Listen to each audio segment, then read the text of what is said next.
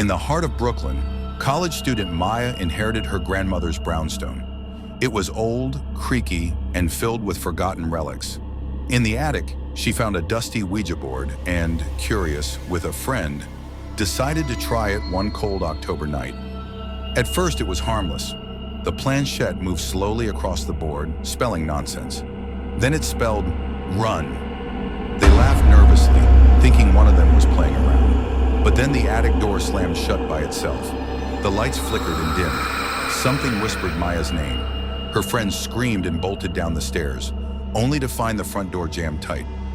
Trapped, they hid in the corner of the attic, the Ouija board still on the floor.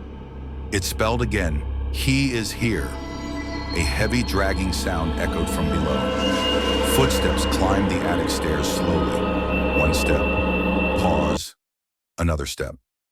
The door creaked open, but no one was there. The board moved one last time. "Leave now." They ran. Days later, Maya learned that her grandfather, who had died mysteriously, used to conduct seances in that same attic. No one ever spoke of it. She sealed the attic. But every October since, the door unlocks itself and the board reappears. Lena, a high school senior, and her friends gathered around a Ouija board in the woods near Flagstaff. They were deep into the session when the board spelled a name, Samuel.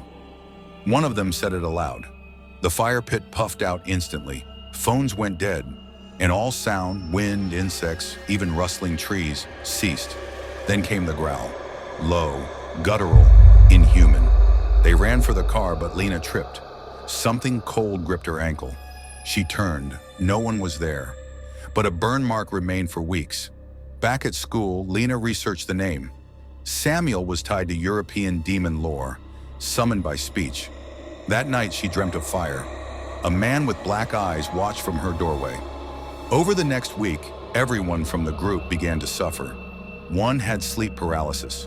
One swore she saw a figure crouched above her bed, whispering her name.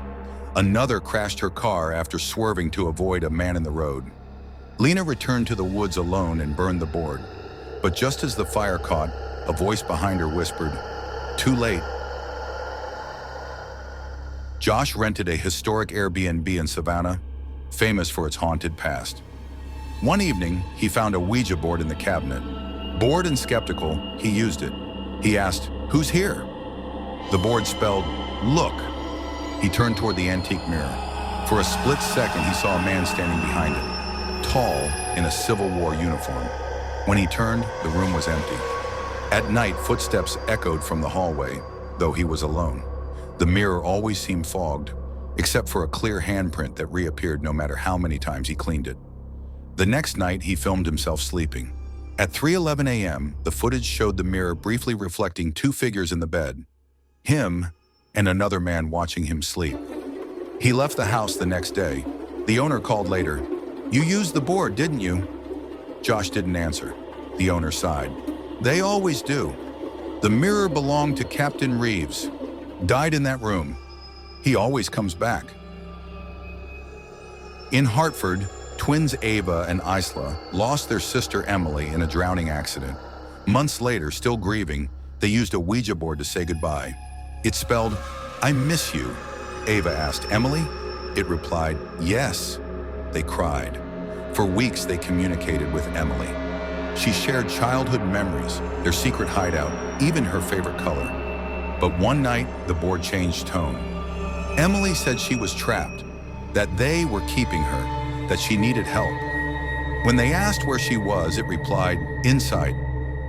Ava woke up with scratches on her arms. Isla's dreams turned violent, Emily calling to her from the bathtub, water rushing in from all sides. One night, the board spelled, "Let me in," over and over, then, "Open the door." The front door flung open violently. No one was there. In therapy, the girls were told it was trauma, but Ava is still certain. Every now and then, the board spells, "I'm not Emily."